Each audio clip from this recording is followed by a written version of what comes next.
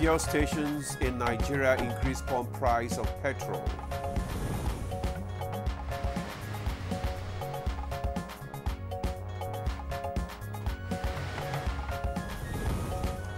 Nigeria and Japan seek closer ties to deepen trade development, food security.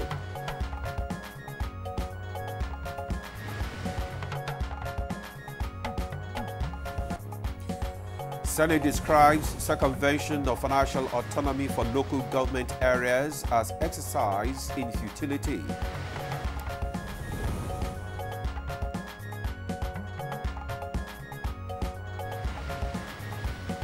Now, good morning, Nigeria. Today, we continue our conversation on Nigeria's legislature 64 years after independence.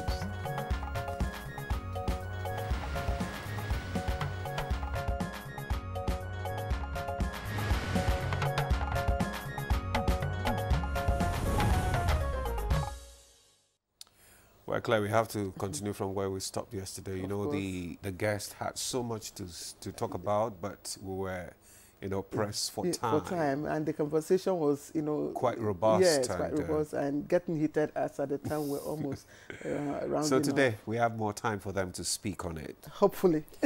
All right. Nigeria has had 25 years of uninterrupted democracy since 1999. This has invariably stabilized the country's legislature, making it live up to its name as the bastion of Nigeria's budding democracy. Of course, and yesterday, like we said earlier on, we began conversation on the legislature in Nigeria 64 years after, and we were joined by different guests. Professor Kibir Mato, a political scientist, was one of them.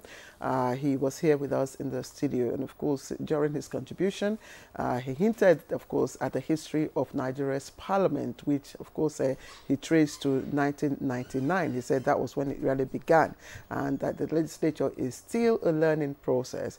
Professor Mato also explained that though the legislature had done well, there were still fundamental lapses and problems that needed, to be corrected. We also had Dr. Ita Enang, former Senior Special Assistant to the President, National Assembly Liaison Senate, and Senior Special Assistant to the President on Niger Delta here in Abuja. He commended the progress of the legislature in Nigeria, but said that state houses of assembly have not carried out duties given them by the Constitution.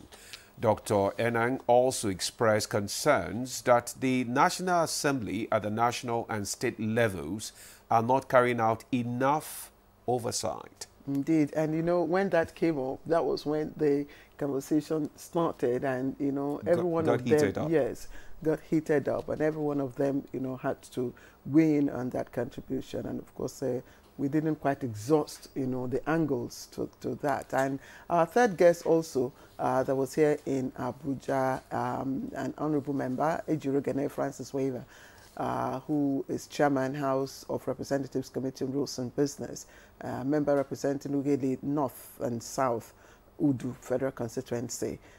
He raised concerns over the lack of understanding of the functions of the legislature, and that's on the part of the people.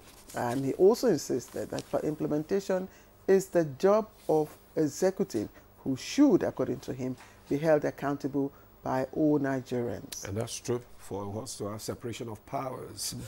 Dr. Abel Daniel Ochigo, retired Deputy Clerk, Administration at the House of Representatives and President, CEO, Creativity Management Consultant, joined us from Jos, Plateau State. He rated the legislature high in the area of quality bills, but said they must do more to ensure bills that pass achieve set targets. Indeed, and he was the one that stirred the hornet's nest. Yesterday. Yeah, yesterday. And, he had so much to say. And we will be glad if, of course, he continued with our conversation today. As we said, some of these guests will be here and alongside a few other faces that you may also be familiar with. But at this point, let me pause to welcome you formally to Good Morning Nigeria. And it's a beautiful should I say beautiful? Well, it is a clement Thursday. The skies are clear. The weather is fine. But I don't know. Despite the... well, you don't... Yes, we don't know what the atmosphere is, but I can tell you it's not palatable. I am Claire Adelabu Abdulrazak. Welcome to the program. And I'm Ademola Adioye. Let me also welcome you to today's program. We are reaching you live on the network service of the NTA. As usual, Chukwudi Okoli Ugbaja will join us later for the newspaper review, but that will be after the news with Dennis Adeguloye. Hello, Dennis. How are you this morning? Very good. Thank you, Ademola. Good morning, and good morning, Claire. Good morning, Nigeria. Here is the morning news. The Nigerian National Petroleum Company Limited and other oil companies have increased the price of petrol, with prices ranging depending on the petrol stations. For NNPC Limited, it rises from 855 naira to 998 naira per litre in Lagos. The increase in the price of petrol was first noticed at pumps at all NNPCL filling stations in Lagos State. It was said that the increase might not be unconnected to the fact that NNPC Limited ended its exclusive agreement with Dangote Refinery, thereby opening up the market for other marketers to buy petroleum directly from the refinery. And what this means is that NNPC will no longer be the sole off-taker of the product, and other marketers can now negotiate directly with the refinery. The federal government says it will continue to strengthen ties with Japan as part of measures to deepen trade and exploit more opportunities in areas of infrastructural development, food security and healthcare.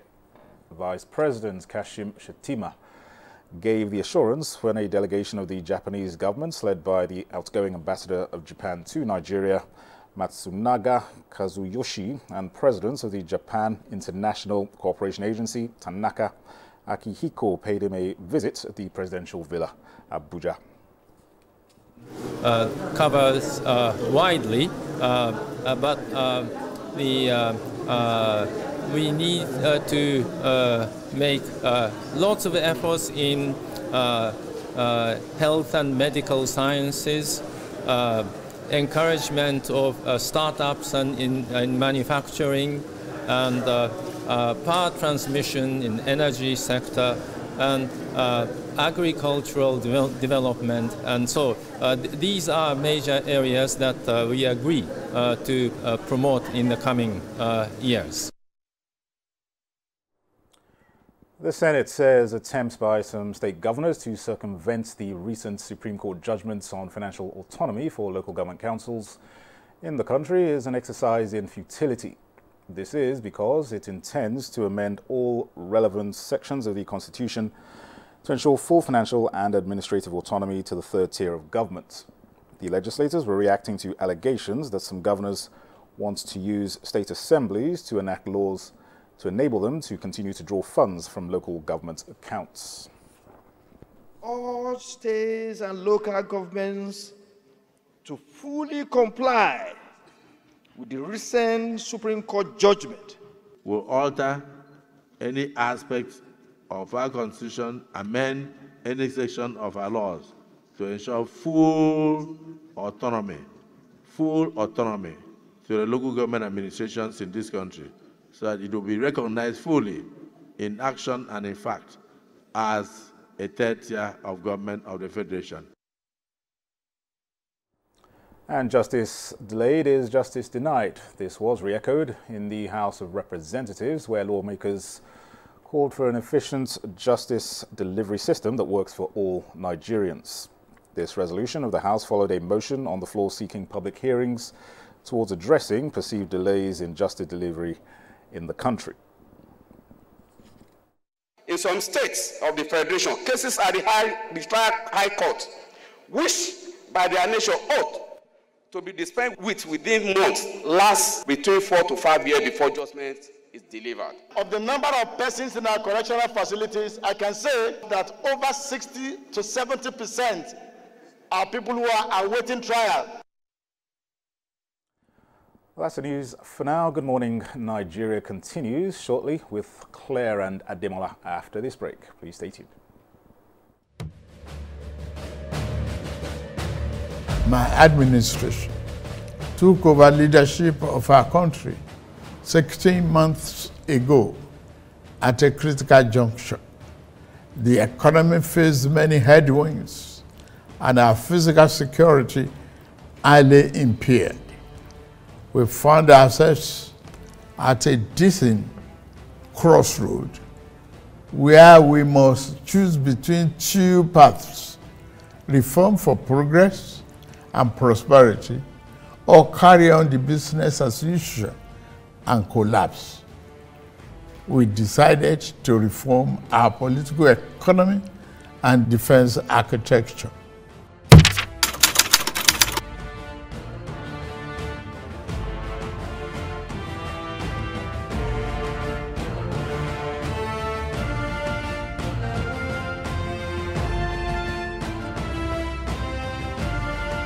At break time, when my champ needs to keep going, he's going to need his favorite snack, made with the crunchy goodness of Niger-grown maize, malt, cocoa, and milk, containing calcium, iron, and fiber.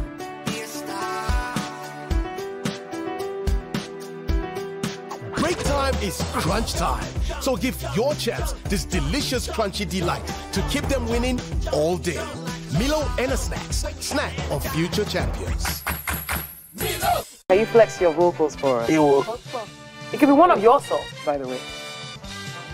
People fall in love in mysterious ways. So why did they call you Able Child? They called me that when I was in school. That was my nickname then in school.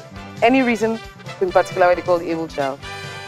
Yeah, because I was actually one of the brilliant students. Oh, say, mommy! That answer right there. You must be, if it's not on this board, problem. That means people that answer this survey, they have body odor. Hey.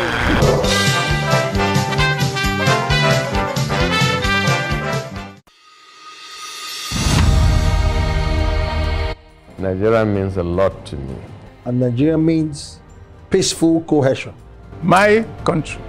We continue to pray, and then hopefully we will come to understand that unity of purpose, unity of living together. Our ethnic beliefs and background and culture is our strength. Ever since the amalgamation period of 1914 to date, about 109 years ago, the people of Nigeria live very peacefully with one another. I think diversity helps a lot to enhance robust development in Nigeria. All over the country, you have so many ethnic groups, over 250. That is enough to tell you that this is a blessed country, and God has kept together as one indivisible entity.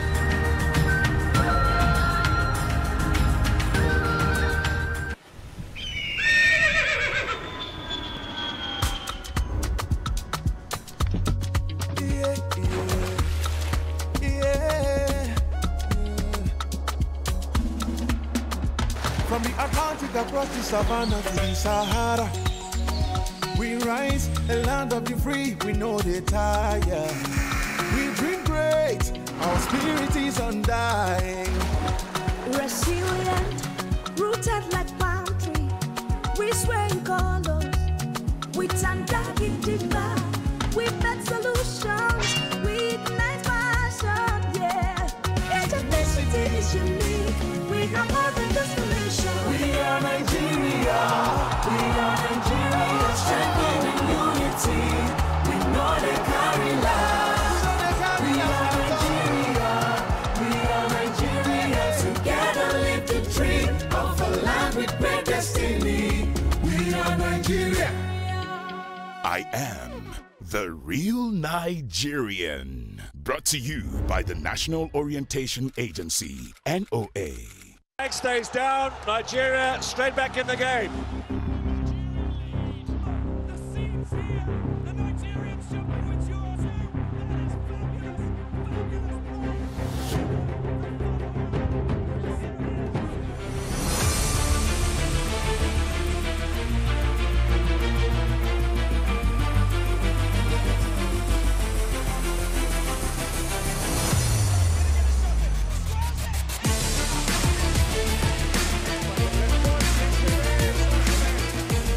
It's the Super Eagles of Nigeria against Libya. The blockbuster encounter is right here on AfroSport TV.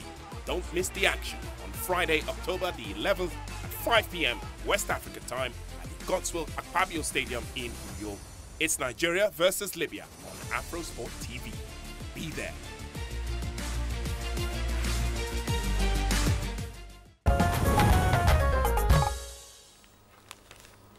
You're watching Good Morning Nigeria. Time now to join Chukwujokodu Baja for newspaper review, but that will be in just a moment.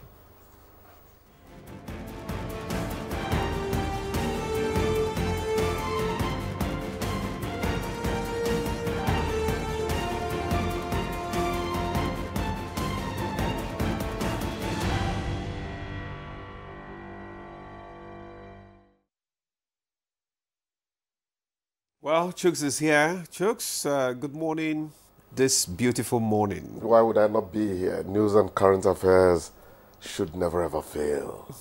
Demo, good morning. How are you? Great. Claire, how now? I did. Brighten up a bit. This look you have is not customary. You compete with the sunshine, you know, occasionally. Make it happen. Tell the truth. Tell the truth. Well, it's okay. Thank you, Chukwudi. Thank you. Okay. Welcome. Thanks Bless for joining you. us here. So let's quickly start with the Daily Sun. And the Daily Sun begins with Senate in rowdy session over local government autonomy to tighten rules on local airlines, presses for minimum of 5 to 4 planes before operations. And then the lead caption, outrage over fresh petrol price hike. The Sun story confirmed as PMS cost rises to 989 per litre. I don't know where this is because I bought more than this yesterday. Food No. In Lagos, it's 969. In Abuja, it's 1,000 plus. It varies from, you know, southwest. Yes, but this one is misleading. It should put in Lagos because it's not 989. I was buying more than this here in Abuja before now. Yes, so it varies. Anyway, according to Daily Sun, food, stuff, transport fare, others skyrocket. Labour talks tough. Okay, and reps task federal government and food security. Call for urgent implementation of Exports Prohibition Act 2004. Kenduje dismisses North Central APC stakeholders' 7-day resignation ultimatum. Says group leader needs mental examination. Page 27. Tinubu, Jonathan, OBJ, others to grace Iwayawun's burial November 1. Adequate security measures in place, that's LOC. And Plateau killings, 3 family members, unborn baby killed in renewed attacks in Bokos. And Middle Belt elders reject regional government, fear majority ethnic groups will marginalize minorities. That's the outlook from Daily Sun. Okay, let's step ahead to leadership.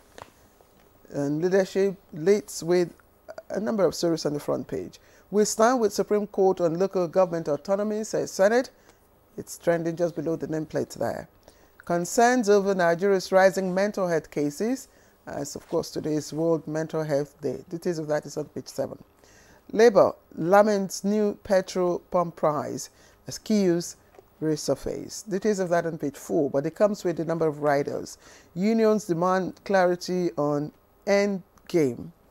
Liter of petrol now between 1,040 naira and 1,200 naira.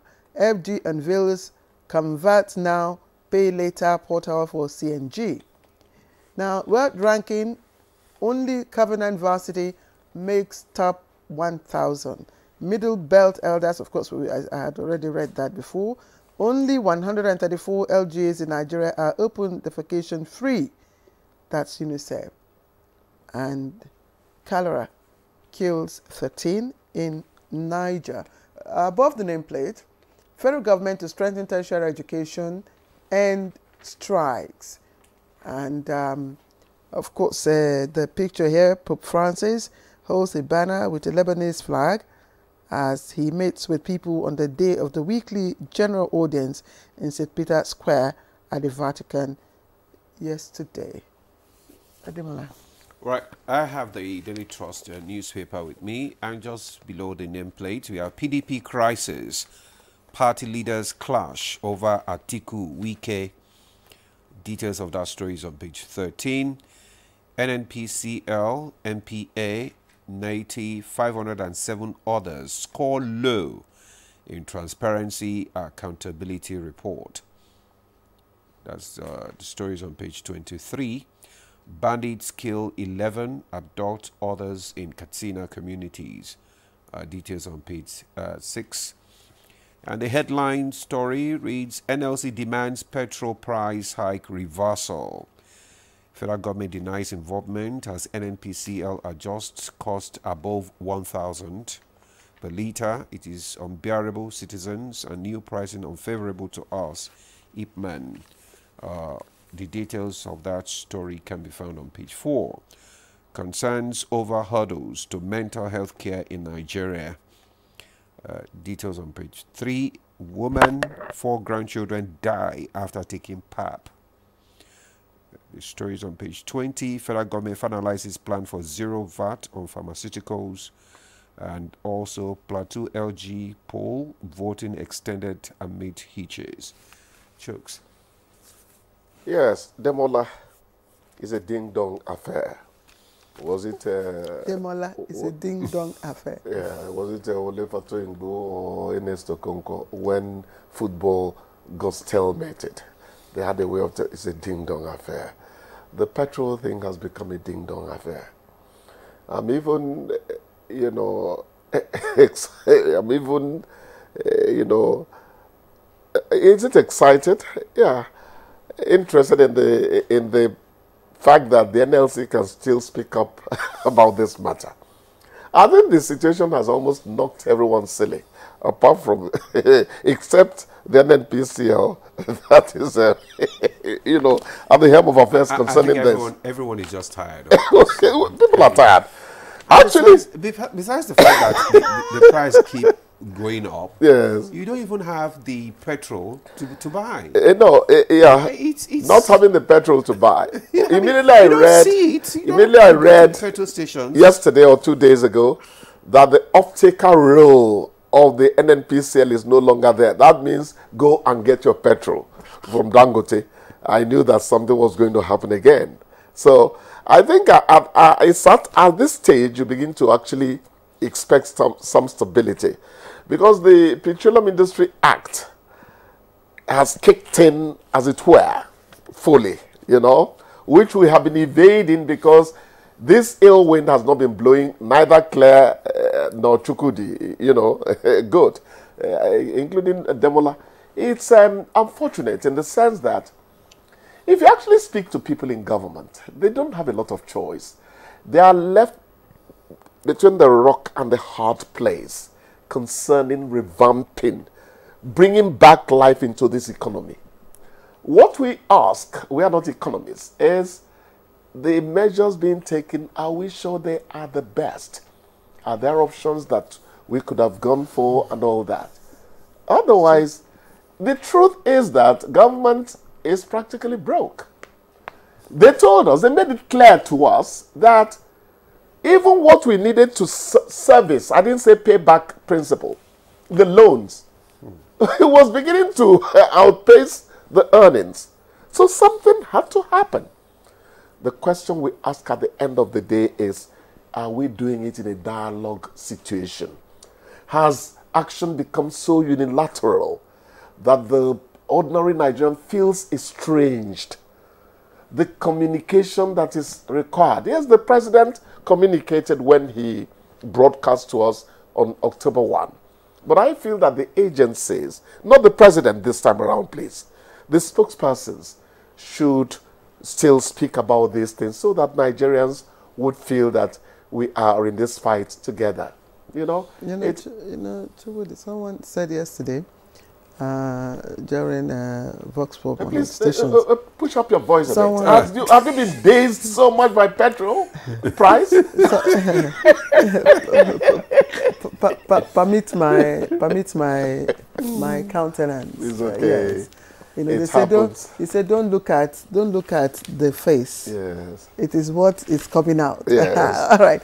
So someone said yesterday that it will seem that price fixing now for petrol has become arbitrary. It's no longer controlled by the so-called market forces, because I don't understand the metrics anymore of the market forces.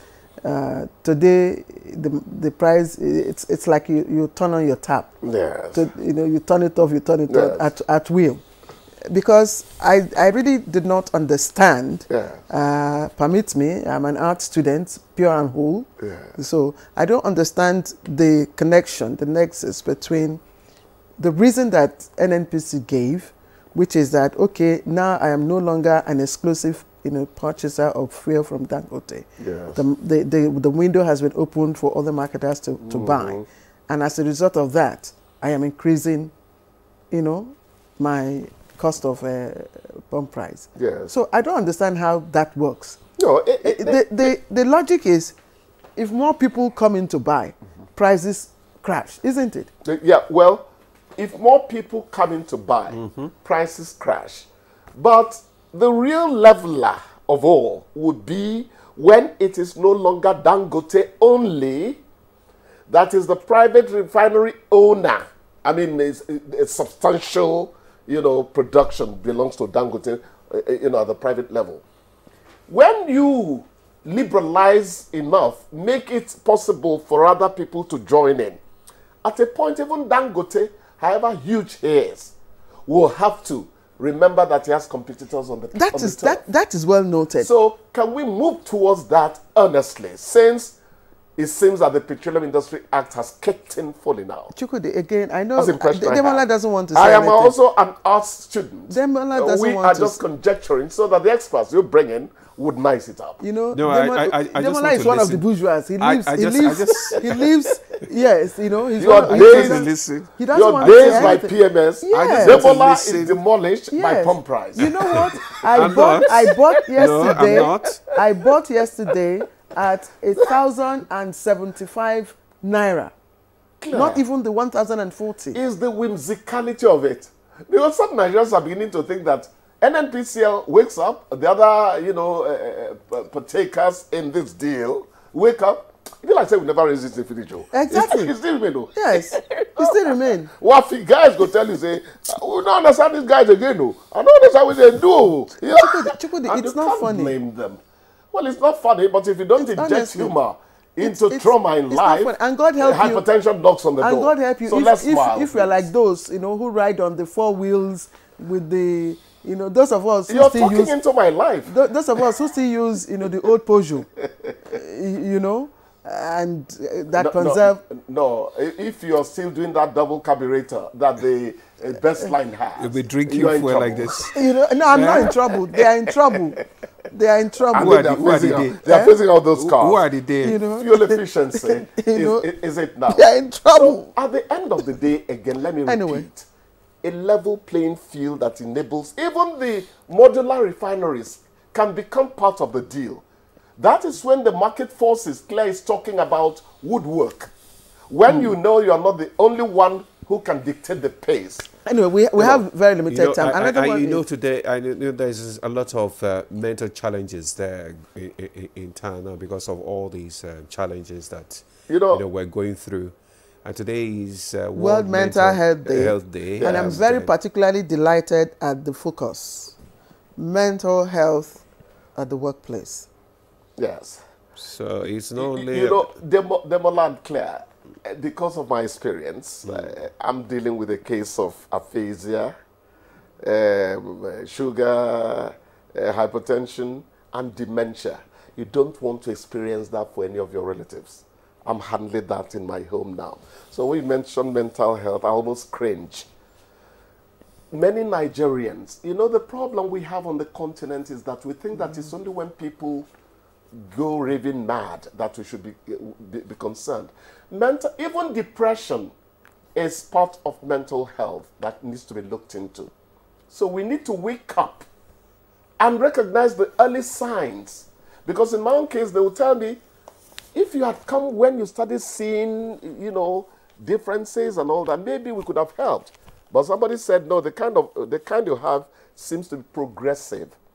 And it has to do with a blood vessel and all that. The problem actually is ability to be able to identify when someone is going into depression or when somebody has that mental issue. When melancholy lasts too long for otherwise very debonair Claire, very cheerful Claire.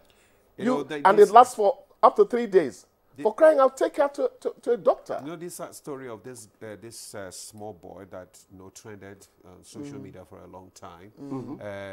Mommy be coming down, mommy be coming down. And we heard that the woman eventually committed suicide. Yes. All right, Chukwudi, we need to learn how to deal with it. Chukwudi, it's frustrating. We would have talked about the motion yesterday, the floor of the National Assembly on local government, Supreme Court's decision on local government. But as always, time just goes. We have to call it. Let them just obey the Supreme Court. I don't know what further discussion there is on it. Thank you. Good morning. Thank you. Have a good day, Chus. All right, let's go for a short break. Good morning, Nigeria. We'll be back in just a moment. As your president, I assure you that we are committed to finding sustainable solutions to alleviate the suffering of our citizens. Once again, I plead for your patience as the reforms we are implementing show positive signs, and we are beginning to see the light at the end of the tunnel.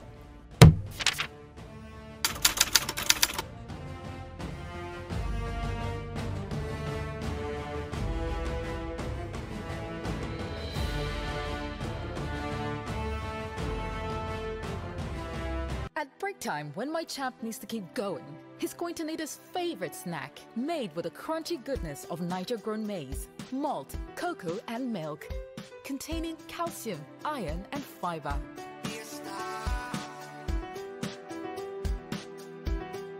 Break time is crunch time. So give your champs this delicious crunchy delight to keep them winning all day. Milo and Snacks, snack of future champions. A new edition of TV Guide is out. This time, we got up close and personal with the transformational legislator, the Deputy President of the Senate, distinguished Senator Barrel Jibrin. We've created a difference in terms of representation through interventions that have brought an unprecedented infrastructural development to my area. This edition is a compendium of mind-blowing stories for your reading pleasure, ranging from technology, entertainment, economy, media, politics, family, and lots more. It is indeed a park of excitement as we take you through every aspect of life. Pick up your copy and get abreast with issues and trending features within our space. TV Guide, very incisive, very educative and compelling. Grab a copy at the vendor near you or any NTA station nationwide. TV Guide, your indispensable companion. The federal government of Nigeria warns vandals of national assets, electricity transmission towers, cables, and other facilities to desist from this act of sabotage. Vandalism is a serious crime punishable under the law. Vandalizing electrical equipment will affect millions of Nigerians, including your loved ones. Remember that national assets belong to all of us, hence the need to protect them. Report all cases of suspicious movement around electrical facilities to security agencies. When you see something, say something. This message is from the Federal Ministry of Information and National Orientation in collaboration with the National Counter-Terrorism Center, NCTC, Office of the National Security Advisor. You have to move from the point where you protect and defend your religion to a point where you also recognize the rights of the other person, of the other religion, and protect it. So If I am protecting my own territory and my own people and trying to emphasize their rights and protect their rights, I should also be thinking about how to protect the rights of the others. Both Islam and Christianity recognize and defer to God, and both recognize the temporariness of the life of this world, and that ultimately we all go back to God for the day of reckoning, when everybody will render an account of his life on this temporary abode.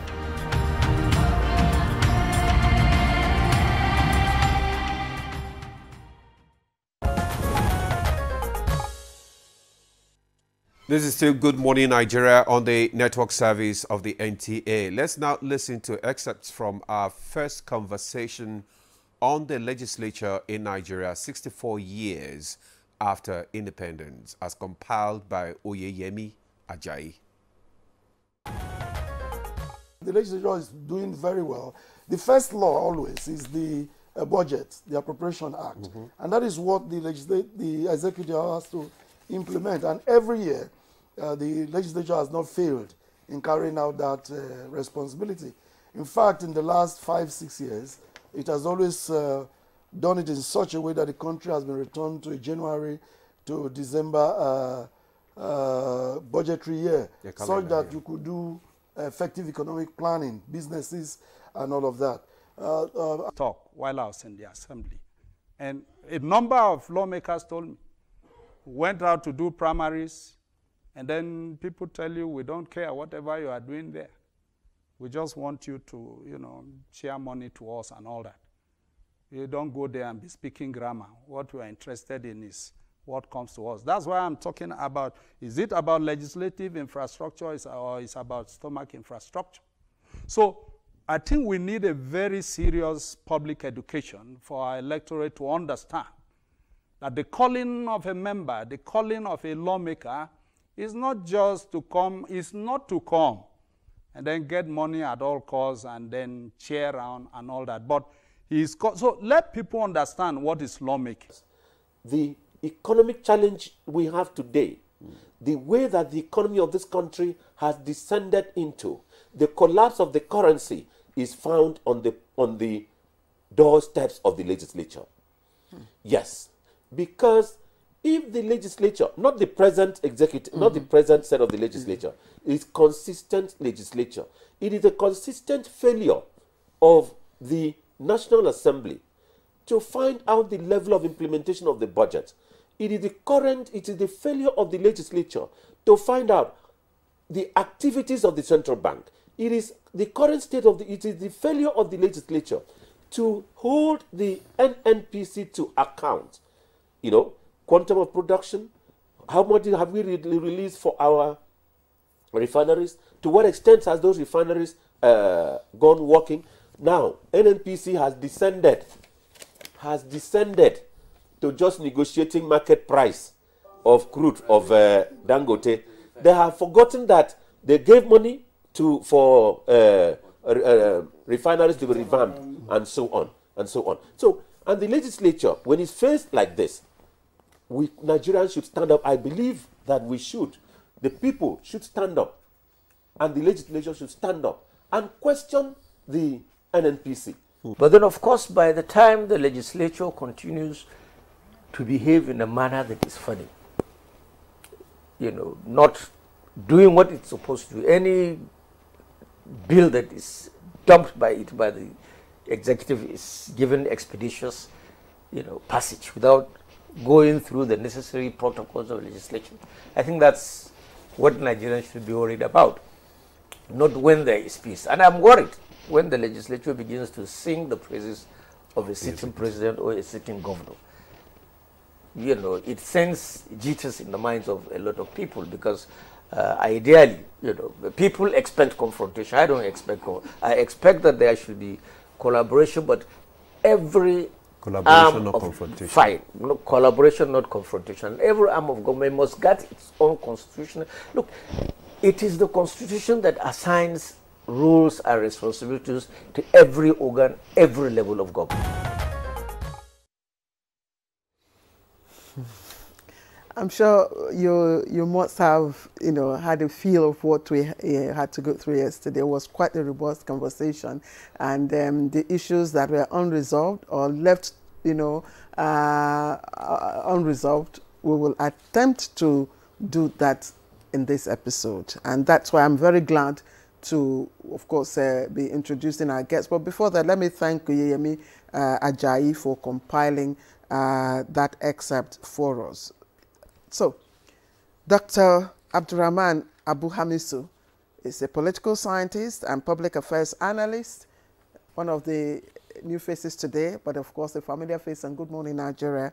Dr. Hamisu, thank you very much for joining me. Thank you for joining having me. us. Good morning, Nigerians. And I didn't call you Hamisu Rogo today. All right. We also have here, sorry? Rogo at large. Rogo at large. We also have here Chairman House of Representatives Committee on Rules and Business and member representing Uele North and South Udu Federal Constituency, Ejirogene Francis Waive. Thank you very much, sir, for joining us again. Thank you. Thank you. Also joining us from Jos is Dr. Abel Daniel Ochibo. He was with us yesterday. He's the former Deputy Clerk, Administration, House of Representatives, National Assembly, and President, CEO, Creativity Management Consultant. Dr. Ochibo, you are welcome once again. Very much, and good morning. Via Zoom, joining us via Zoom is Senator Kairat Gwadabe. She was a senator in the 4th National Assembly. Senator Gwadabe, you're welcome to Good Morning Nigeria. Good to have you. Thank you very much. Good morning. All right. So let's kick off from yes, where we started yesterday. I think we should start with the new faces today. All right. Yes, okay. So that let's have their perspectives. Okay, go ahead. Yes. Go ahead. Okay. Let me start with Senator Irat, who is joining us via Zoom. Senator Irat, thank you very much for joining our conversation. Let's hear your thoughts about the quality of our legislature briefly, and what you think, how you think it has evolved, in the past 64 years. All right, thank you very much. 64 years is indeed, good morning, Nigerians. 64 years is indeed a lifetime. And things evolved within a lifetime. To start with, in the early 60s, when we had a parliamentary system of government, the setup at the legislative level was quite if I may like to recall, we had two different chambers. We had the main parliament, and then you also had the House of Chiefs. Now, both were part of decision-making and legislating for the country. The quality varies according to which chambers you are looking at that time. At that time, the issues before for contemplation for members were mostly issues of independence, issues of self-governance. So the quality of debate was quite robust because the issues before the parliamentarians and was also nation building. So you had that kind of assembly at the time.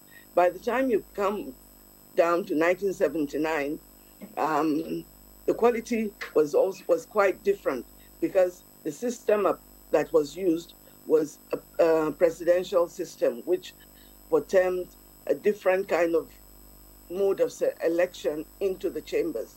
And when the members that came were quite energized, and their ethos was equally different. This time, the members that came wanted to come back to restore democracy wholeheartedly. And their energy, their robust discussions was mostly for nation building under the banners of their respective parties. So that's what we had then. Then fast forward to 83, the same pertained and continued. However, it was truncated. And if you recall, the current president was senator under the 83. So we cannot really say too much about the 83's style of government. After that, we had a very long course of 99. This time round, it was a rebirth of democracy again. Hence, the mindset and of the legislators that came was largely, how do we make sure that democracy survives? How do we establish it? And in establishing it, they were torn between instilling and ensuring institutional strength for all institutions, particularly the legislative institution that we all belong to at that time. As a result, the level of discussion was really robust on ensuring that you secure independence of the legislature from the executive arm of government. And as that went on, you would notice that there was a lot of tussle because the executive didn't want a completely independent, a largely independent legislature. So that's why you kept having changes in its leadership, both in the House and in the Senate. Hence, you found that at that time, the Senate and the House, both arms, were bent on saying, we're learning, and also bent on ensuring that they had robust discussions on critical issues that had to do with the country, because that's the beginning. It was fresh coming out of the military regime, and it was important to set a good pattern. However, if only that was allowed to continue, the system would have stabilized better and evolved to a stronger, more independent, more robust discussions on issues rather than what we find today. Largely, it didn't sustain because the executive ensured that more than 75% of the legislature did not return to the assembly at that time. And so we lost a crop of those who could have helped to continue to put those structures in place.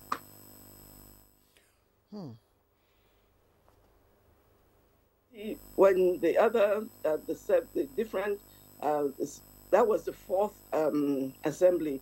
So you had the fifth assembly who was grappling to retain that same ethos that you saw in the fourth assembly, and with a lot of difficulties because they too were grappling with this independence issue. Even though there's always an overlap, we say all institutions should be independent, but of course there are areas of overlap. The areas of overlap should not completely overlap any institution that it almost loses its independence. That's what I'm saying here. Now, so gradually we have moved from struggle to institute strong institution in the legislature to ensure laws are made for the good governance of Nigerians, which is a basic reason the legislative arm is established. Today, we've moved to a situation where the legislature is competing with establishing part of the duties of the executive in their respective constituency, which doesn't really, it misleads the public, and the public is largely misled, and they keep making that same demand for the executive arm's responsibility to be brought to them. So as a result, it erodes largely the responsibilities and the strength of the assembly from their natural responsibility, which is to make laws for the good governance of the country. And that's what I'm seeing today, that largely we're moving away from what we're supposed to be doing and we should try and pull back to that level. Otherwise, we're three legs. The tripod may be shaky and we may not stand strong for the country. All right, thank you so much, Senator Guadabe, for your opening remarks there, and she has raised a lot of issues. Another band of issues. Yes, we're not too far from what we discussed yesterday. The issue of continuity, of the members, having been swept away after maybe about 2 terms, and also, the executive and the legislative arm of government clashing, in their respective duties. Let me come to Dr. Amisu. You were not here yesterday, so let's have your own perspective on this issue, because a lot of people say that the legislature, they expect more from the legislature than we already getting. So what do you think actually are the challenges? Well, thank you for your question. You see, in every society, what drives conversation and the action people are likely to take is interest. And the beauty of democracy is about aggregation of interest. Now, when you have a misalignment of interest, then it becomes a problem. What do I mean by that? If the first responsibility is to protect public interest, and you choose private interest, then there will be a problem. Because the pursuit of private interest in public spaces becomes what we normally call abuse, corruption, and so on and so forth.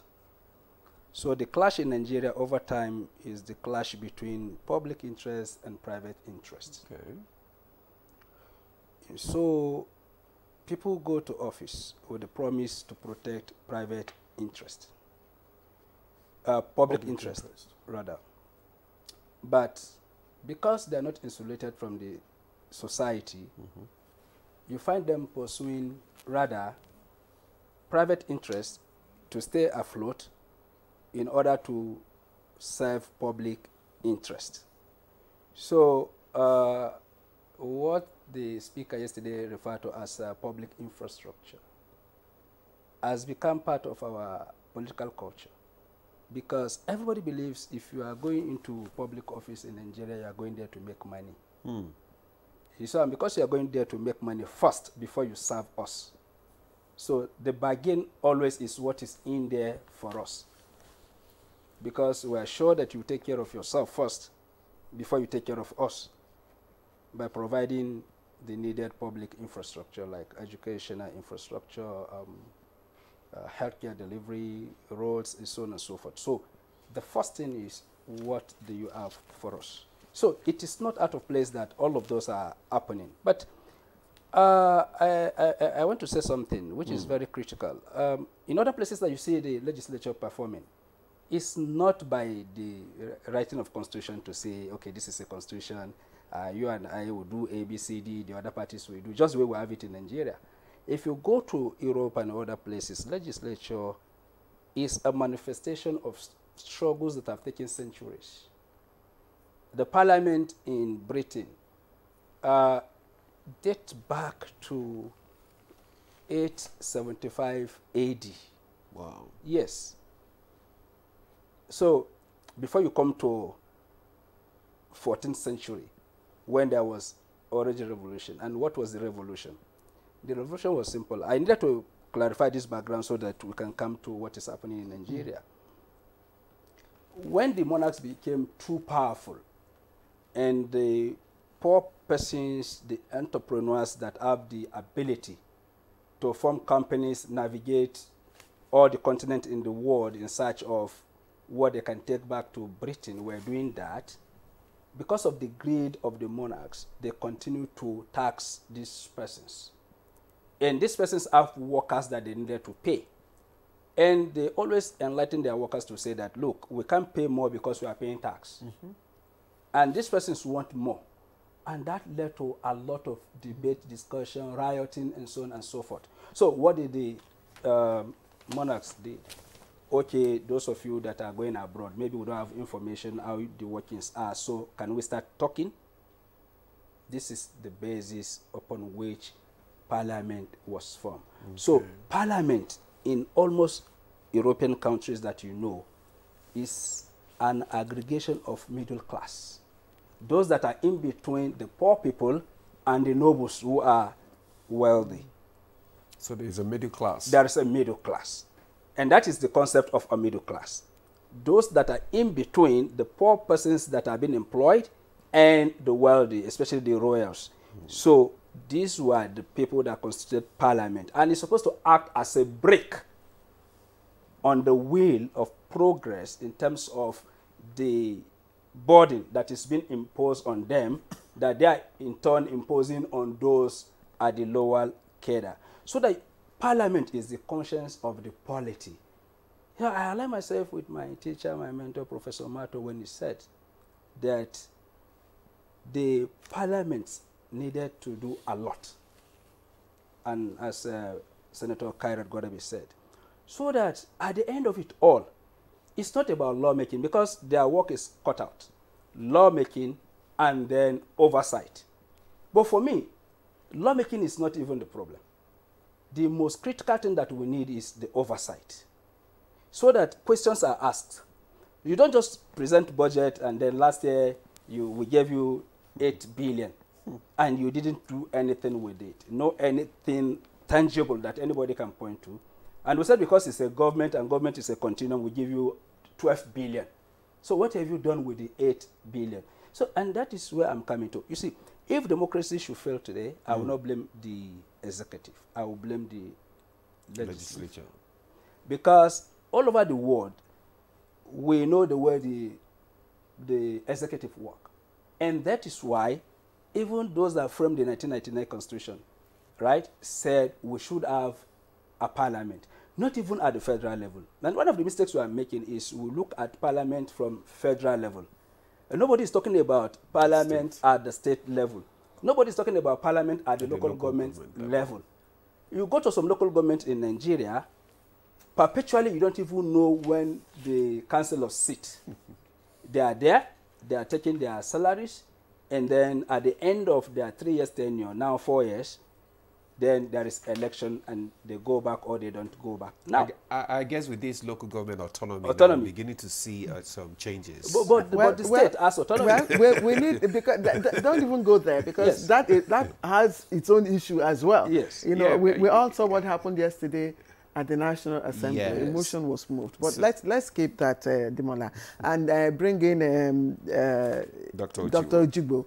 Of course, who was with us here yesterday, Dr. Abel Daniel Ojigbo, former Deputy Clerk Administration, House of Representatives, of course, at the National Assembly. Senator Irat raised, critical issues about different ethos driving the discussions at the, different stages of the evolution of our legislature. And she mentioned particularly the ethos of nation building that drove, the First Assembly during the First Republic, and then down to, the Second, Third Republic, when, the ethos changed, and then it was, discussion aimed at securing independence of the legislature from the executive. But that has changed as it is now. What are your perspectives to the ethos that is driving the, current National Assembly?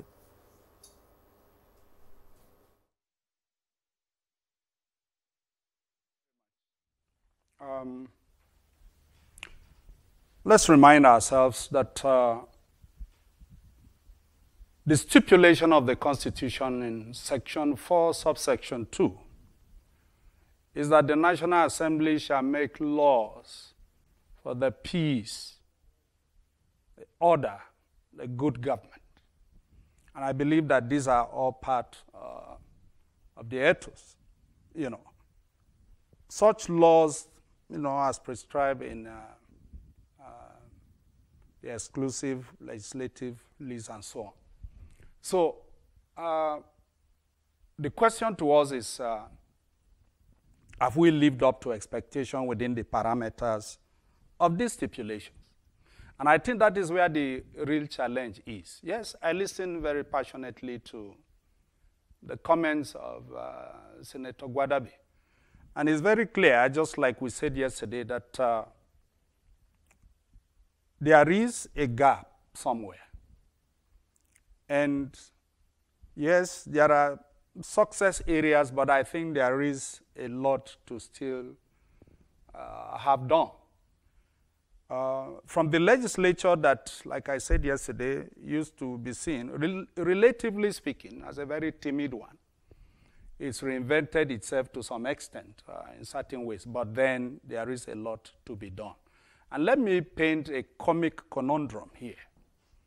Each time we talk, and I said it yesterday, that part of the challenge, or the challenges that the National Assembly must live up to today, is that we must avoid the temptation of playing to the gallery.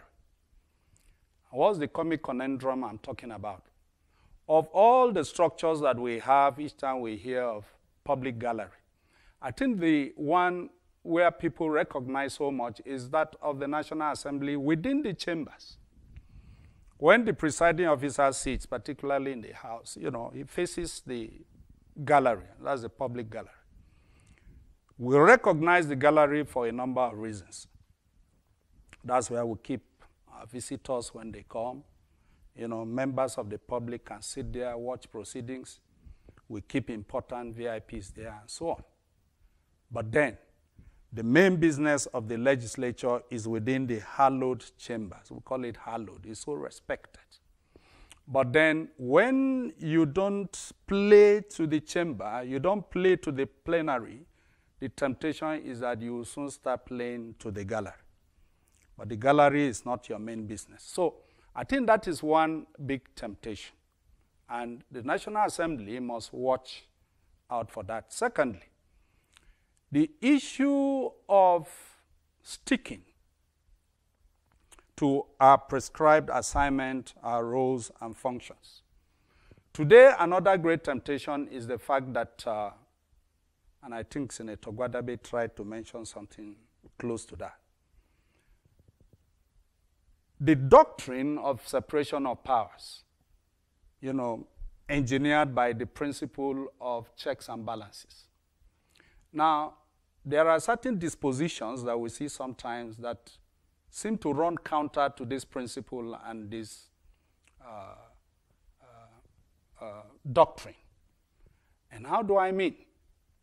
You know, like someone said, if two of you are the same, then one is unnecessary. And so the temptation by the legislature to always play into the arms of the executive must be watched and must be protected.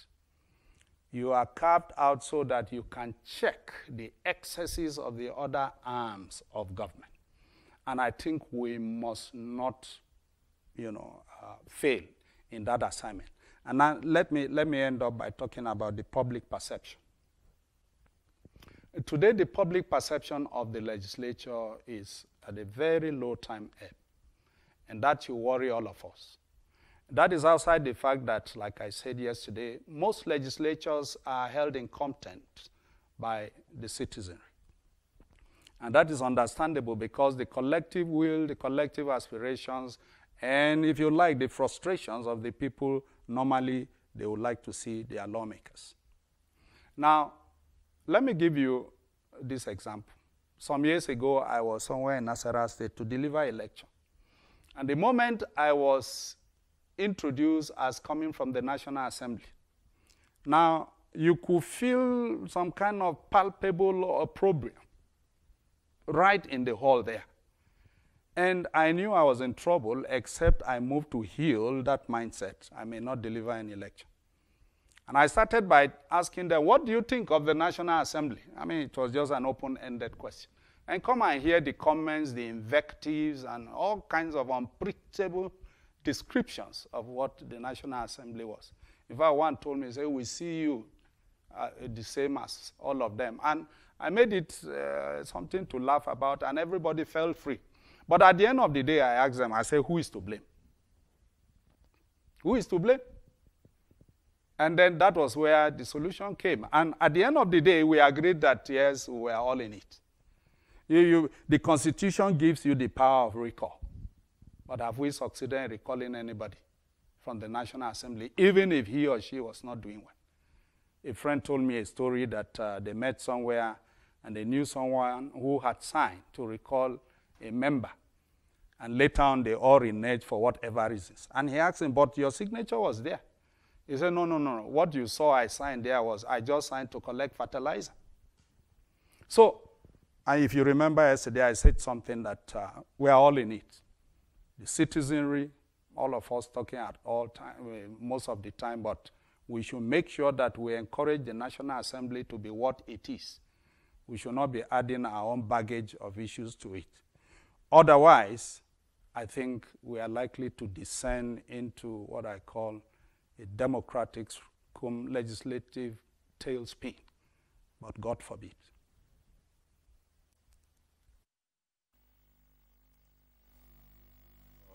Opening remarks there. I mean, you have raised some issues as well, like Dr. Amisu did and Senator Guadabe. Now, I mean, we intentionally left you so that you could react to all the issues that have been raised, the issue of the misalignment of interest, which he talked about, the problem between the executive and the legislature, and so many other issues that have been raised today. And just like we said yesterday, it's just the issue of these oversight functions as well. So tell us exactly, you are still in the National Assembly, what exactly is the challenge? Well, thank you very much. I got worried when my colleague here, Doctor, used the language that if we have any problem with our current democracy, the legislature is responsible. Yes. If you look at that statement, and the realities on ground, you know that that is not true. Okay. Take the selection process for legislators, for example. In the state assemblies, it is 100% determined by the state executive. And so you end up having no legislature at the state level. At council level, local government, there's no local government functioning in the country anyway. So it's both the failure of the executive and the legislature at the local government level. At the national level, in those days, those you want to get rid of from state local politics, you send to Abuja, you know, so you facilitate their victory. And when they fall out of favor with you, you send them packing again, you know. So at the end of the day, it's somebody somewhere pulling the string. So we don't get what we deserve, as it were. So these people that emerge through such processes, what would you expect from that? But having said that, I know that there are many, particularly those of us who came from backgrounds that are not aligned with the party in power in your state. You were able to come out independently, as it were.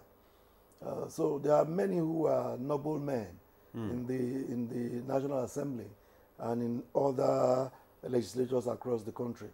In the current 10th Assembly, you'll find retired generals, professors, lawyers, doctors, architects, accountants. And then you find the young people too who are very zealous for our country.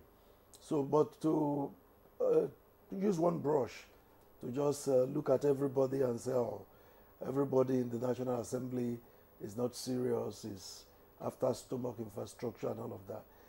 It's not right. Then you must also look at the costs of our electionary campaigns, the cost of getting elected. Many of us got involved in politics and ran elections to contribute to change in our country. But if you look at what you go through to emerge, the expenditure, now by the time you come out, many people are faced with debts in hundreds of millions of naira. And you begin to think of how are you going to settle that?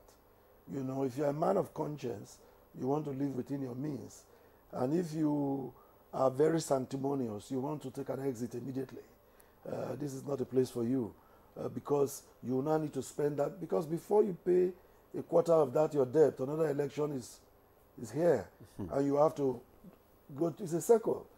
And you find that, for me, for instance, before I got into the National Assembly, I'm not sure I was owing anybody 1,000 naira. But today I'm sure my debts are in hundreds of millions. And it continues in that way. We must try to change that system of making our elections so expensive. This justification of we won't see you again after the election, so we are taking our own. We should educate our people that that is not good for our country. It's not good for our democracy. If we justify it and so that's why they are taking it, let them take it. Then we'll remain in this circle and our country will never move forward. But having said that, you look at the quality of the National Assembly, particularly in this republic. I think one of the major problems we have today, people compare what happened in the 8th Assembly with the 9th and 10th. In the 8th Assembly, we had a situation where a different political party ran the legislature, and then Mr. President was from another party. And there was this acrimony, there was this continual fighting, this continuous bickering. And most people began to think that that's what a legislature should be. Man, keep fighting, keep fighting. So when in the 9th Assembly that tempo was not there, there was collaboration and all that. There was collaboration and people began to think, this is not like what we expect. This boy should fight now. In fact, I was, in the 9th Assembly, I was on a TV interview like this, and somebody asked me, not on NTA, another channel, another television station, he said, why are you people not fighting? That's what makes it exciting. That's what makes news. You people should be fighting with the president, you know. But if you look at what happened in the 8th Assembly, this country never had budgets for periods of up to 6 months. Yeah. And then we were only paying salaries. You couldn't run capital projects. The country suffered. Businesses suffered and all of that. So that began to change in the 9th Assembly. And in the 10th Assembly, we have decided as a body that what we want to do is to objectively look at what is coming from the executive. And many of those things we do, they don't make news. It is the one that bad news is what makes news to most people. Just before we went on recess, for instance, the executive had asked for 15%, an upward review of Ways and Means to 15%. Everybody says we are rubber stamp, we just agree. But if you recall, we beat it down to 10%. It was not in the news, you know. So we are doing our job. You look at the recent debates on the national awards, where we had to call on Mr. President. We did that too in the 9th Assembly when our speaker then, Femi Gbajabiamila, the now Chief of Staff, Right Honorable Femi Gbajabiamila, was given a CFR, the same with the Deputy President of the Senate. In this assembly, we found that happening again. And the same way we reacted then, we reacted. But thank God Mr. President has corrected it. But people will not see that they have been able to speak to the President that this is not right. This is not the proper thing to do. So there are many such debates that goes on the floor. But these are not what Nigerians are expecting. They are expecting a combative situation, a fight going on. But we are looking at what is good for our country, national interest, national development. What can we do to leave this country better than we met it? You know, and for us who are members of the ruling party, our caucus believe that we should engage with the presidency. This issue, how do you want to deal with it? Yesterday somebody was talking about how many budgets we are running. There's this development that happened in this 10th Assembly. A budget amendment was now conceived as supplementary budget. And somebody was talking about several budgets running at the same time. There's a difference. When you amend the 2024 budget, it means that you delete some things that were there and you add some new ones. It's an amendment. But when you do a supplementary, you are doing a whole full-scale addition. You know, Nigerians should be able to understand that. So we did an amendment to the 2024 budget. So if you refer to the 2024 budget today, you will, just like you talk about the 1999 Constitution, you will say as amended. I want us to look at the positive side. There are a lot of negatives. There are many avenues for us to improve, particularly in our oversight. And I'm glad that many of our committee chairmen are ensuring that when we go on oversight these days, the logistics are not provided by the MDAs we go to oversight. And there are a lot of developments. I don't want to be specific to mention names of agencies that have had to get into trouble because of this approach. And you know, in the press, we've had a situation where many agencies have been threatened with being arrested. The Public Accounts Committee, for instance, of the 10th Assembly, has issued orders for many MDAs to refund monies to the Consolidated Revenue Fund of the Federation. That does not make news. But those orders have come to stay. It is now left for the executive to execute them. And that's why we're also proposing in the 10th Assembly an audit tribunal, so that when we finish our job and some agency or an official has been indicted, a probe, an investigative report has come out, the person goes and faces the audit tribunal. Okay. That's what we're working on right now, to ensure that whatever we come out with from our oversight, we give a bite to it. Otherwise, many of these things are now again left at the mercy of the executive. And this is the challenge we have in Nigeria's democracy. Otherwise, in the United States, for instance, you dare not ignore the summons by Congress. You dare not. And then when you appear and you're found guilty, man, you pay for it. People lose their jobs. People face prosecution. People go to detention for that. So the legislature is treated with respect by operatives in the executive. But in Nigeria, we have not seen that happen. Is it as a result of the relationship between the legislature and the executive that we could not see this kind of thing happen? No, it's not that relationship. Even if you look at the Obasanjo period, where he was more or less wanting to muzzle the National Assembly, you'll find that heads of ministries, departments, and agencies of government, they responded to the summons of the National. If you don't respond, Mr. President, then he won't take it from you. But then take the 8th Assembly, 9th Assembly. People will not respond and they go on doing their job. Okay, people will not be approved for, cleared for offices. They go on doing their job. So it's as a result of the failure. Can I interject? Sorry, can I leadership at the executive level. Can I interject here? You've said so much, and I only hope I can still remember some of the questions I would like to ask you. Regarding the audit, that's very fundamental. I would like you to give us more insight, you know, on what it entails, the content, you know, and when is it becoming a public, you know, issue? When will the public get to know about it, and how does it work? How will it work? That's one. And then I also like you to clarify when you said that if democracy, doctor said if democracy fails, the National Assembly should be held responsible. But you, of course, didn't agree to that, and you made reference to, you know, the involvement of state executives.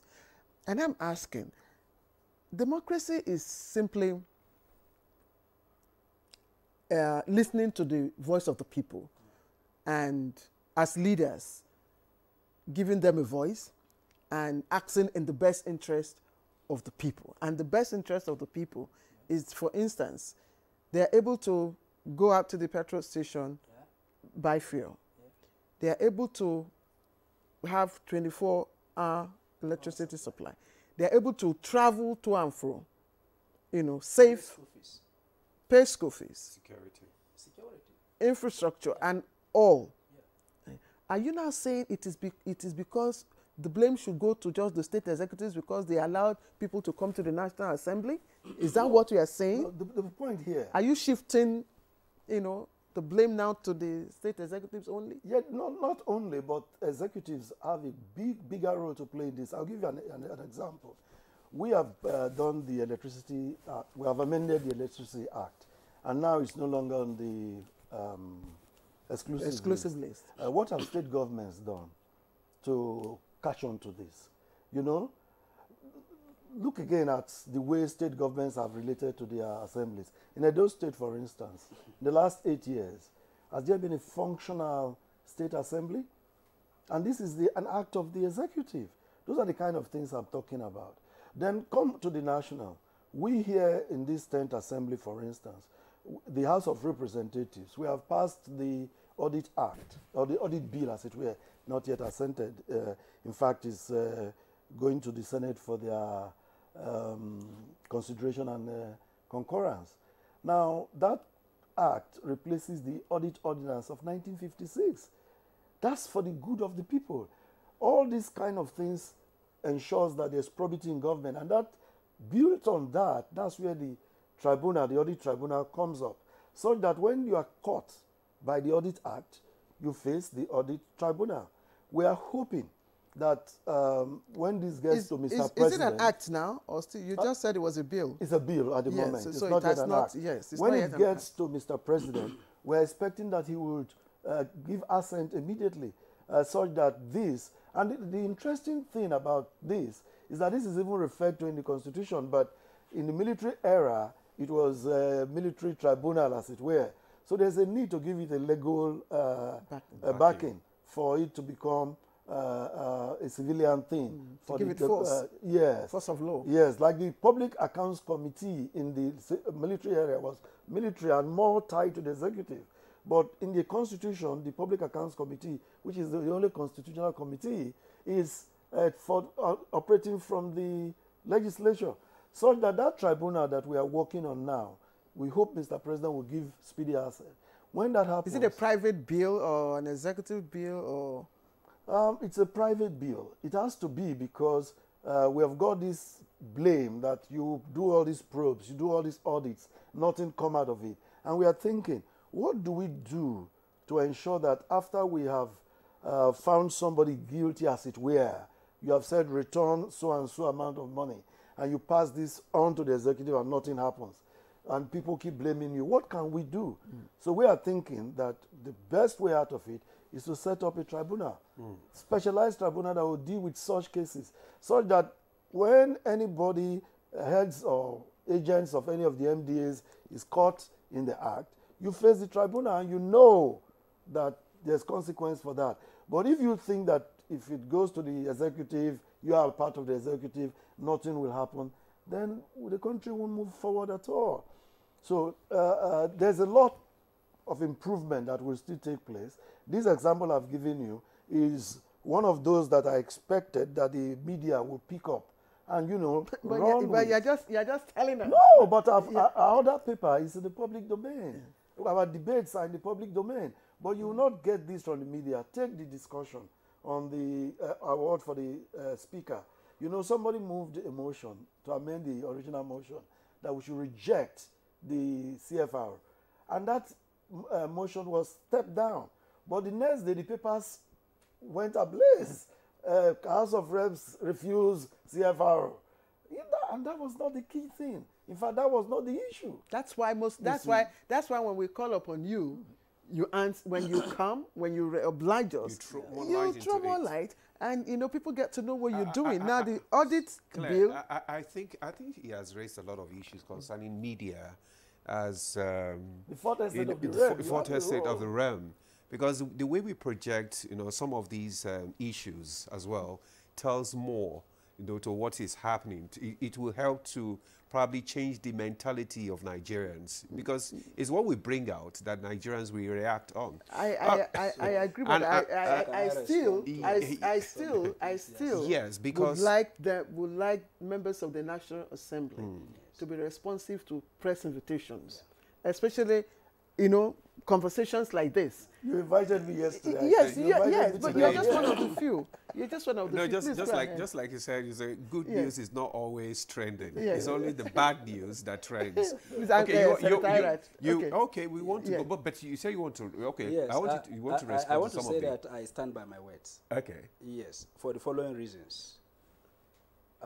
If I know as a person, as Abdurrahman Abu Amisu, who has a family, who has a business, who drives car, and I take decisions for myself, and that I'm going to something that will compromise me, and I will not be able to act that I will lose my independence if I contest for an election and I incur millions in debt. I think I would rather keep the few millions I have, not to go in there. And this is the point. Now, when Nigerians are grappling with issues around the economy, and what we are seeing today is a fallout of the implementation of neoliberal economy that is impoverishing the people. And the National Assembly cannot have a public hearing to ask questions, to constitute a committee of experts that will assist them. And I said this with all sense of honesty. The legislature is the brake of a car. And once the brake is faulty, be rest assured, however good is the engine, it will not function. Because of some obvious reasons. They are the only institution, and let us be frank with ourselves. Why democracy is because it thrives on peaceful means of addressing issues. And out of all of these peaceful means, election is critical. And who makes the law? For elections? The National Assembly. They are the one that can call INEC, even political parties, to say, look, it is criminal to sell forms for 100 million. To start with. They are the ones that also make laws. They are the ones that also make laws. That is it. So now you have the opportunity. But what you excuse me, you sir. know, when you make these laws, yes, the executive also have to assent. That is the oversight. Do you remember that is another? In 2015 yes, and 2019, yes, compare the Electoral Acts. Yes. How many times you went to the president then in 2015 yes, for it to be signed? Until the elections came, it wasn't signed. Yes. So these are the problems, yes, sir, that you must also look who said the president cannot be impeached for trying to sabotage democracy? You know, it has mechanisms. Is it that easy to impeach the president? You see, my brother, you see, let us call a spade a spade. There are things that today, if the National Assembly is doing, they will be able to win the confidence of the people. They will be able to mobilize the people. And that is why the alignment of interest comes in. For instance, Nigerians are grappling with a lack of fuel, lack of this, lack of that, no good roads. And then the National Assembly is spending, for instance, 57.6 billion on SUVs. And then you want me to come and join you to fight this is the belief among Nigerians. I have to be honest with you. The belief among Nigerians is this, that the National Assembly only fights whenever their interest is at stake. But once the interest is right, we don't. I say this is the popular belief. And that is why when you people are fighting, and that is why somebody is asking, why are you not fighting? Because if you are fighting, Nigerians will, because they know that they are fighting for the interest of the nation. But if they keep quiet, they believe that, okay, they are not fighting for the interest of the nation, whether it is true or not. Now, the issues are clear. Whether we like it or not, National Assembly, the judiciary, the electoral empires have a critical role to play in terms of sustaining development. You're right. And you're right. Because but I take exception to this SUV thing you talked about. Yes. Because in the 9th Assembly, for instance, yes, we were all given, I had a Camry as my official car, and that's what everybody had. Now, judges, even some top executives, they drive better vehicles. Yes. I don't see what is the big deal. When I came from the banking sector 20 years ago, I already had a brand new Prado from the bank. Yes. And nobody, it wasn't on any newspaper page. Yes. But then, as a member, honorable member of the House of Representatives, who travel a lot at the bank, what was I doing?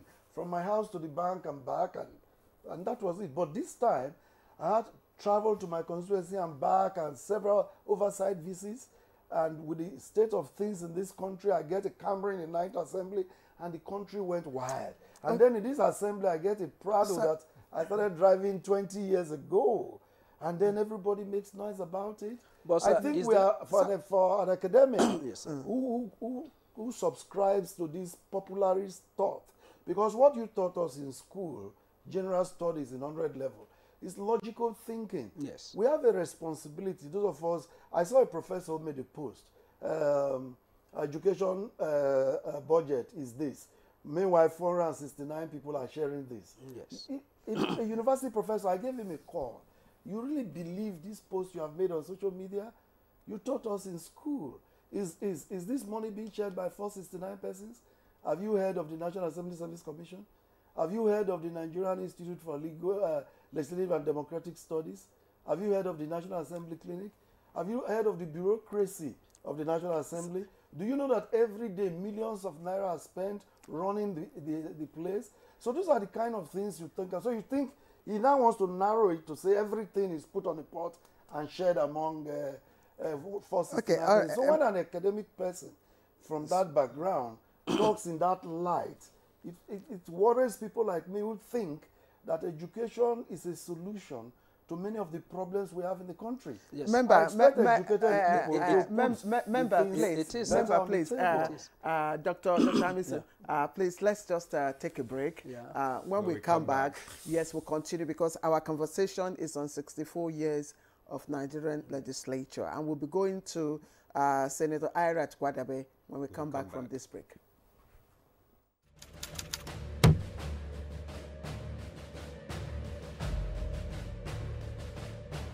The dreams that our founding fathers envisaged are still work in progress.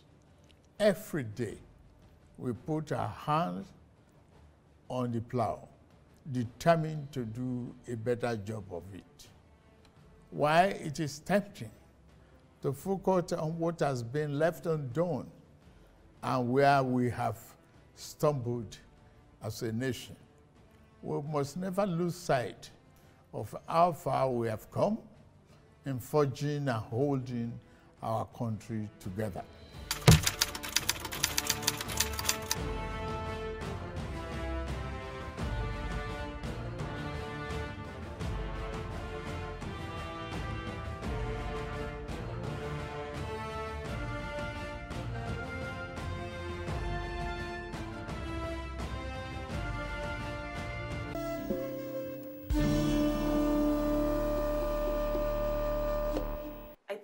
I should just move out of the house.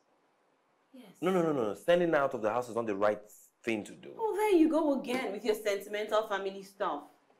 Baby, if our aim is to stop this affair, it is best achieved under our roof. You do something terrible and you'll be acting innocent.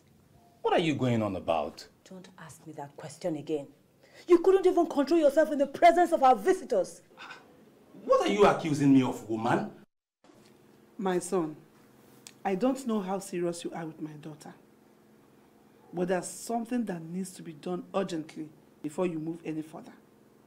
Anything, just anything, just say it. I'm ready to do anything. There is a spell that needs to be removed. A spell? Family forever, the story of our lives.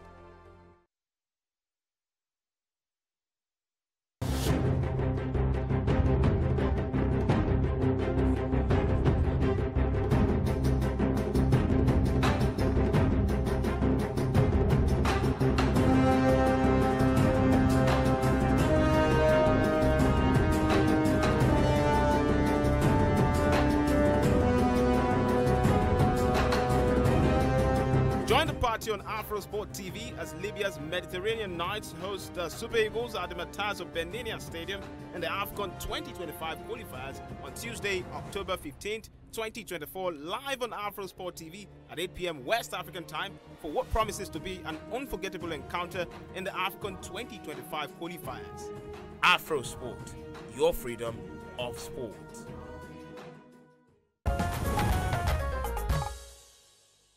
Welcome back, and you're watching Good Morning Nigeria. Member Francis is still speaking, of course, with Dr. Hamisu. But let's go to our Zoom connection where Senator Irat Gwadabe is. Senator, thank you if you're still with us.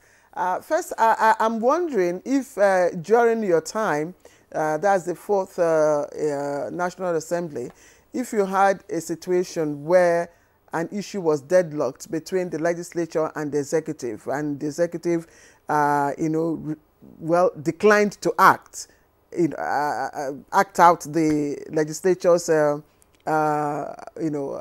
decisions. That's one. And two, Dr. Hamisu raised an issue about the luxuries enjoyed by the National Assembly members, the lawmakers, and wondered why, they could not extend such luxury to Nigerians by way of even patronizing our own, indigenous manufacturers. And he mentioned the purchase of SUVs and wondered why vehicles and SVU could not have been bought from our own indigenous automobile, manufacturer.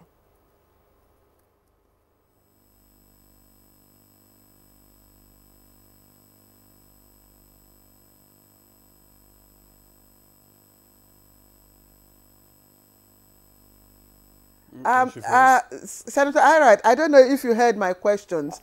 I had two questions and yeah.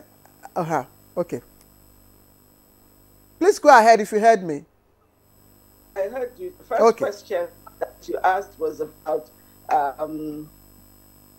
the vehicles and if we had issues about it or not. Well, yes, we did. You can still hear me. Can you hear me? Yes, we can. We can hear you. Yes, during our time we had issues, if you recall, of furniture allowances, which was blown out of proportion. But the point is this: there are certain basic things that is necessary for the functioning of the legislature, including them going the type of things on the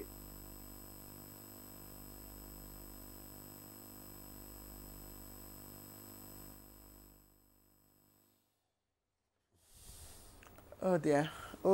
I think we're having some yes, we are having network glitches. I think it's the network issue from where she is. Senator Irad, I do hope your connection will clear and we will get to share, from your experience and of course how you were able to resolve the deadlock between the executive and the legislature and the other issue, surrounding the luxury enjoyed by the legislatures. But let me ask, member, Professor Mato talked about collaboration and not confrontation.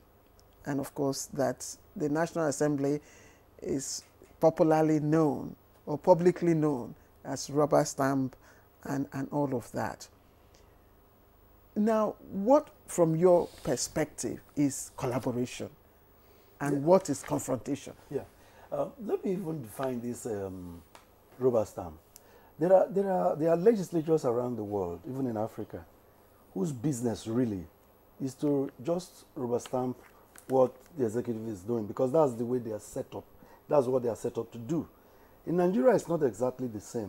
But take the Appropriation Act. It must originate from the executive.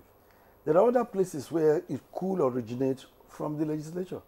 Now here it originates from the executive. And what you do here is to find justification for whatever provisions that are there. And when something appears all right and you agree with it, if you call that rubber stamp, so be it. But then we must look at the areas where you disagree and say, no, this is not right. We cut the revenue expenditure here. We adjust this there. So when you do that, it's not rubber stamp. So, but I think it's popular to the whipping dog to abuse the National Assembly and give all kinds of appellatives, all kinds of derogatory abuses for the role they play. But then you find that like Doc said, that without the legislature there is no democracy really. And the current National Assembly is doing the best it can, and the fight that Nigerians experienced in the 8th Assembly, I pray it doesn't happen to our country anymore. I pray it doesn't happen again. Collaboration means discussion.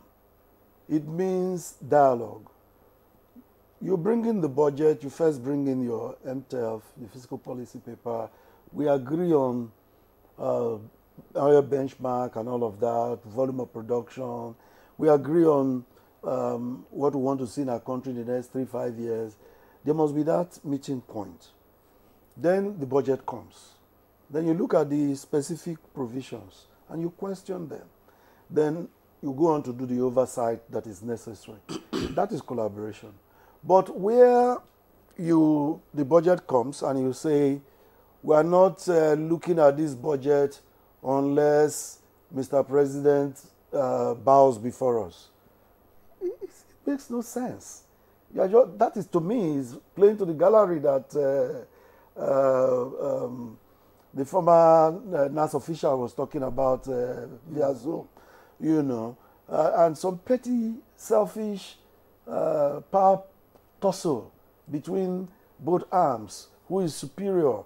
And then when two elephants fight, the grass suffers. When you screen appointees, what specifically and precisely do you look for? Because there are cases where some nominees, even with some baggages, have passed through your radar. Now, what happens is this. First, the issue of screening constitutionally is a Senate prerogative. Just like we say that appropriation is the House thing, because by our numbers we can vote them down, and that's why they never want to join sitting, you know. But then, for screening, they are asked to bring in their copies of their credentials, as elaborate as they can make it, and that is sent ahead for study by each member of the relevant committee. Then they make their own input in terms of what they think, their own recommendations. Questions they want to ask. All this happened before the nominee appears before the committee. What most people see is the television show. But before that, these papers have been sent in, they've been scrutinized, the Security Service have been asked to make their comments, their backgrounds check have been done. So you get some of them that are clean and good to go. So what you want to ask such is what they want to do for the country going forward.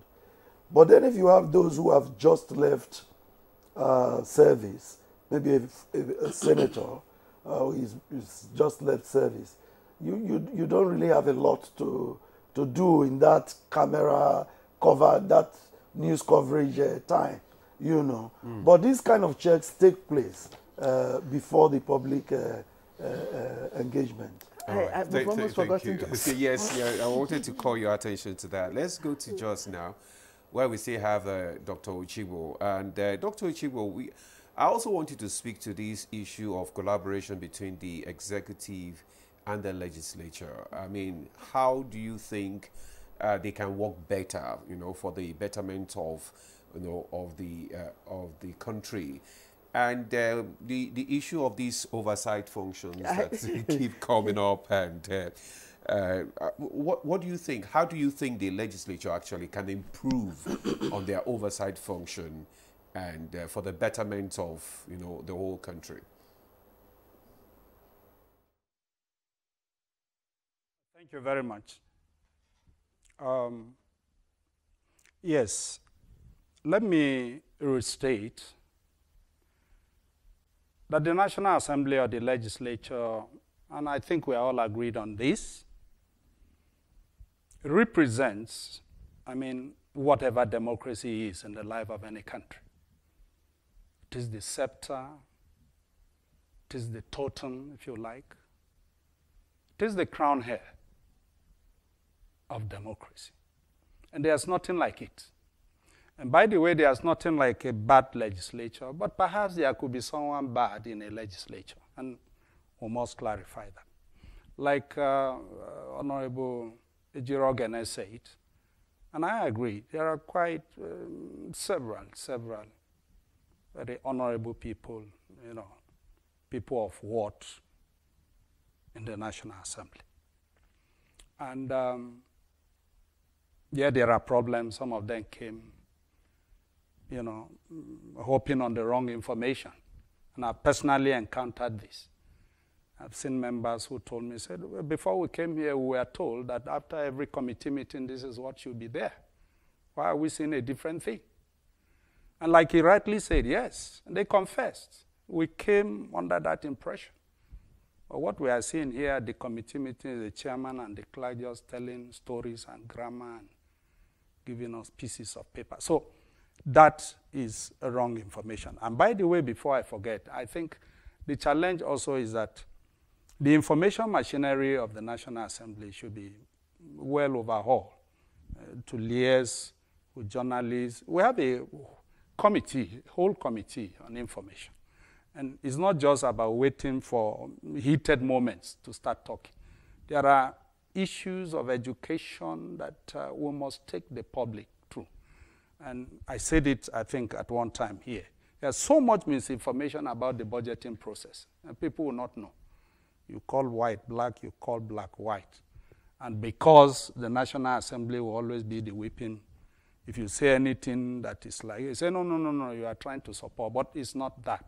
So, coming to the issue of oversight specifically, let me say that of all the roles and the functions of the average lawmaker, perhaps none is as telling. There is none that is, riddled with so much issues. If you see it, it's like a traffic gridlock there, like the issue of oversight. And that is where we must acquit ourselves very, very properly. Now, what is an efficient and effective legislature? An efficient and effective, we use the word effective, but I want to add, as a management scientist, I want to add the word efficient. You don't just need to be effective, be efficient also. An effective, efficient legislature is one that delivers on bills to the point of assent and follow up, like I said yesterday, aka oversight. And if you must do this oversight well, like they say, respect begets respect. And I'm happy the member said that a lot is improving right there, because and I think we are all agreed on this too, the agencies are out there. He who pays the piper dictates the tune. You go to an agency, the agency bankrolls you, transports you, gives you a ticket or whatever. Assuming, that is what is going on, then what have you come to oversight again? And you forget that the same people that you collaborate with in some way to do all this, they talk and in the public space there. So ab initio, you've rendered yourself totally ineffective, the fact that you have gone to do this. So I think that as a corporate institution, and even in the individual capacity of members and lawmakers, we all have to come to a system whereby, or to a place whereby we must rejig ourselves. Now, again, I come back to the point. Yes, very, very sound people in the National Assembly. For instance, look at the Senate. I mean, it's becoming a political model now in Nigeria, that you finish your tenure as a governor, you go back to the Senate. And if anyone doesn't come at all, it's either because he was defeated or something went wrong. Now, that, if you ask me, I don't have issues with that. Let's get the best people. If it's governors who want to vote former governors to be in the Senate, let them be there. But it means that they must add value in very, very measurable and verifiable ways to this democracy, to this legislative democracy. But if all they will do there is an assembly ground, an alumni association of old boys or old girls, then that is where I think Nigerians will be worried. But the fact that we have brought a governor who has the experience, who has gone through a lot to add to the betterment of the nation, I think that is where we should be. So it means that if we must make progress, let the National Assembly rejig itself. Thank you. Thank you, Dr. Abel Daniel. Thank you. The time again is beckoning. Let me go back to Senator Irat Gwadabe. Senator, you may wish to take the question and then maybe speak again on the issue of, what do you call it again, constitutional projects. And I'm just wondering, like some of my colleagues are also, with all the abandoned projects, you go to the communities, you see maybe it's one tank overhead, you know, it was a constitutional project, it's abandoned, constituency project, I beg your pardon, you know, it's abandoned and all that.